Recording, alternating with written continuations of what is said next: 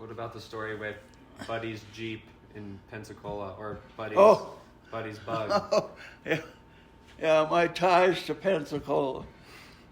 When all this first started, before we went to Vietnam, when Vietnam was really getting hot, I was at Cannon flying a 100. And Eglin Air Force Base was a big experimental. There was everything going on. Experimenting with laser bombs and with all kinds of crap. So anyway, we get called from Cannon Air Force Base. I think there was about 10 or 15 of us to go down there and get involved in a lot of this stuff. And we were, wait a minute, is that after my first tour? Anyway, we were supposed to go into the OV-10, which had just come out, rather than just the little L-19, with a turboprop. Are you familiar with the OV-10? I think the Navy had it too. I don't know what you call it. But it was a hot little airplane, a twin tail thing. And we got a couple rides in it, but things just didn't work out. There weren't enough of them. Anyway, we were down there, and we had no cars. We flew down there commercially, and nobody had a car except this one lieutenant from Seymour Johnson Air Force Base, and a young bachelor. He was flying F-4s, I think, out of Myrtle Beach or something. And he had this brand new, I don't know, it was a Chevy convertible or something. So he had the only wheels, so we had to use base transportation all the time.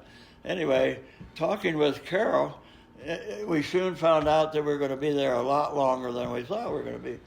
We were talking a month or more. Carol says, why don't you call Buddy? He's at Pensacola. Why don't you call Buddy? He brought back a Volkswagen from Perth, Australia, with a steering wheel on the right side. He was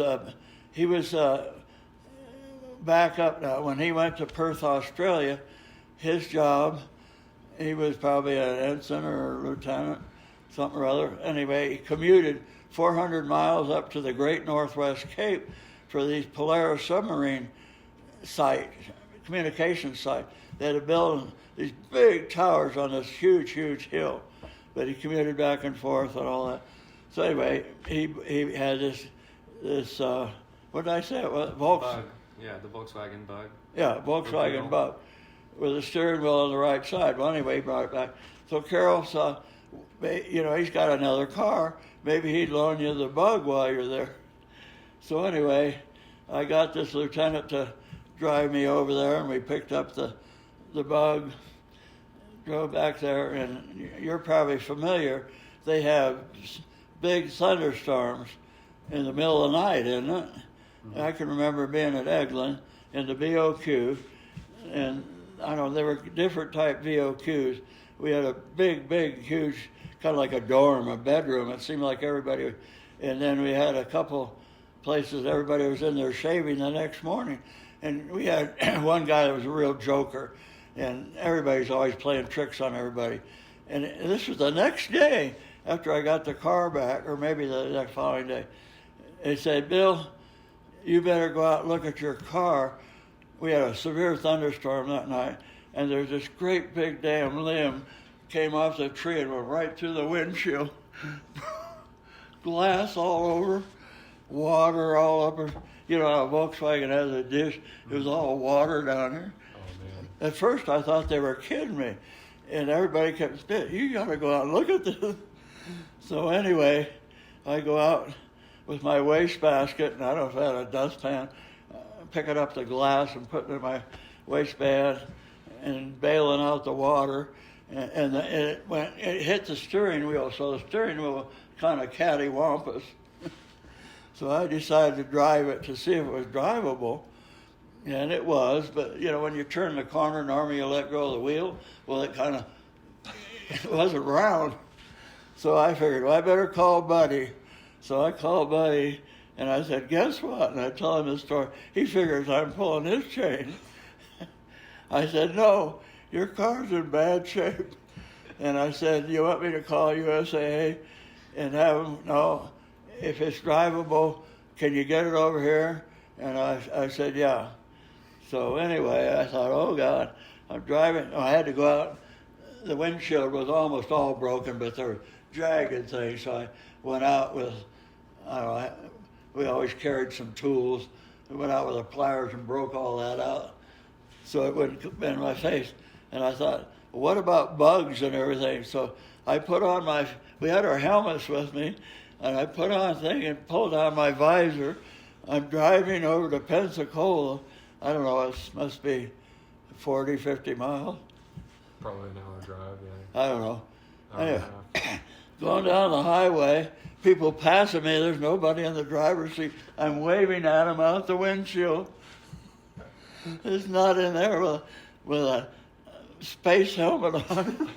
I drive up to the main gate, the Marine, I think there was enough left where the officer's sticker was there. And I go up and he starts to salute, and he looks at me, and says, what in the hell? I said, I had a little accident. So anyway, I take the car over, and I don't know, I guess Buddy drove me back over. That's crazy. So he never forgave me for that. But it seemed like every night we had a big thunderstorm, or you had that at Pensacola too? Yeah, into summer, Yeah. it's like monsoon season, and you start getting a lot of storms.